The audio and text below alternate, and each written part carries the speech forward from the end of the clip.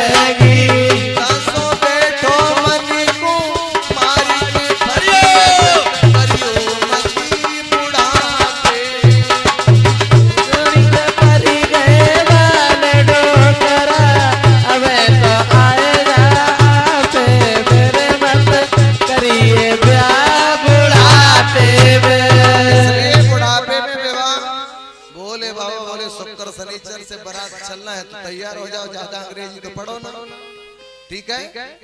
तो भोले बाबा क्या हुआ, कहने पर शुक्र शनिचर सब ऐसी बारात तैयार की है। और बारात तैयार करने के बाद में और भोले बाबा स्वयं दूल्हा बने हैं, दूल्हा। और कैसे दूल्हा बने? हल्दी चढ़वाने के बदले और तन भस्म रमाई भोला, हल्दी चढ़वाने के बदले तन भस्म रमाई भोला ने। हल्दी चढ़वाने के बदले श्री राधे तन भस्म रमाई भोला ने। अंधेरे सब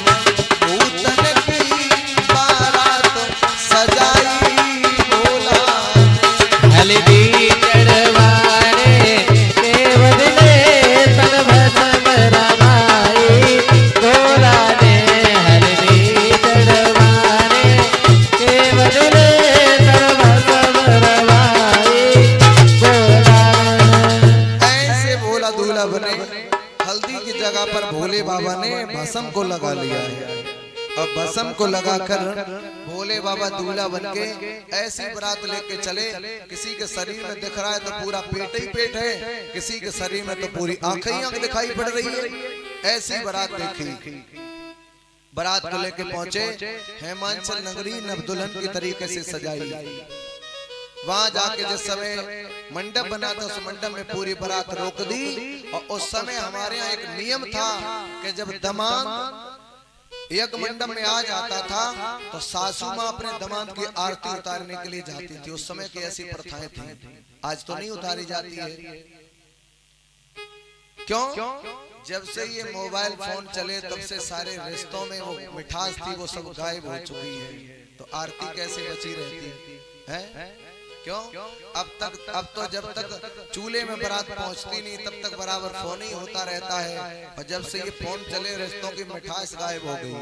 पहले पुराने समय में घर में मौसा जी आ गए तो एक गिलास दूध मिलता था और आने पर बड़ी खुशी होती थी, जाने पर बड़ा दुख होता था। और अब तो ना आने में खुशी है और ना जाने में दुख है, क्योंकि मोबाइल साथ में है, जब चाहेंगे तब फोन कर लेंगे। तो इन फोन से रिश्ते बेकार हो गए और किसी जगह पर ज्यादा फोन भी नहीं करना चाहिए, तुम बराबर लगा रहे हो। बोले क्या कर रहे थे? बोले हम तो भैंस को चारा डाल रहे थे, हमारे पास समय नहीं, बैठे हुए। बोले कौन फोन उठाए बार बार? मेरे प्यारे, आज मैना आरती लेकर के चली है। शुक्र शनिचर ने जिस समय देखा, बोले आरती थाली तो छोटी है, पेट हमारा बड़ा है, तो काम तो बनेगा नहीं।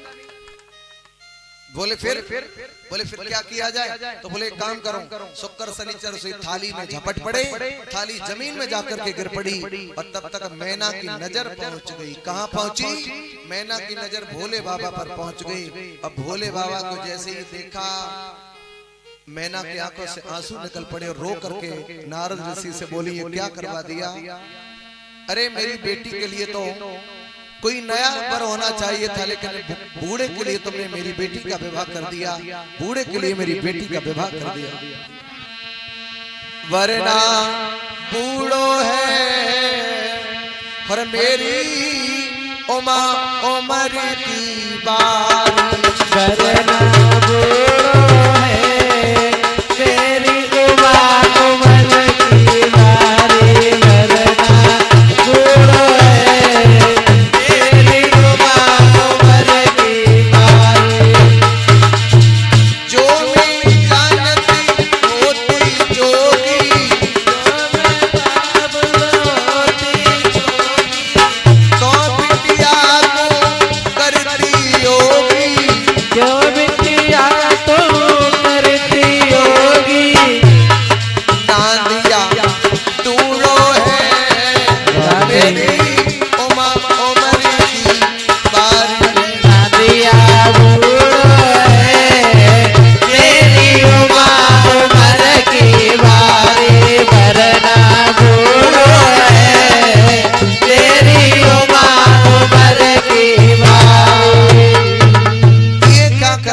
तुमने ये क्या करवा दिया है? अपनी बेटी को लेकर हम कुआं में गिर जाएंगे, मगर ऐसे बूढ़े पति के साथ अपनी बेटी का हम विवाह नहीं करेंगे।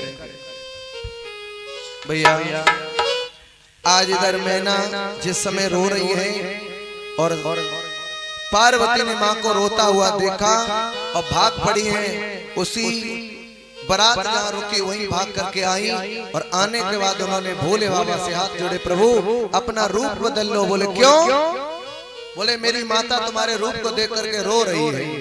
तो भोले बाबा सती पार्वती से एक बात बोले, पार्वती एक बात बताओ, तुम कह रहे मेरे तुम्हारी माँ रो रही है, हम देखने में कैसे लग रहे हैं?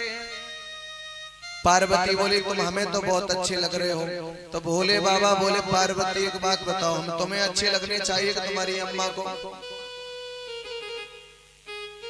बोले प्रभु समाज के आधार पर कोई माँ अपनी बेटी को घरहीन कर सकती है, लेकिन इस समाज के आधार पर कोई माँ अपनी बेटी को बरहीन नहीं कर सकती है, बरहीन नहीं कर सकती है।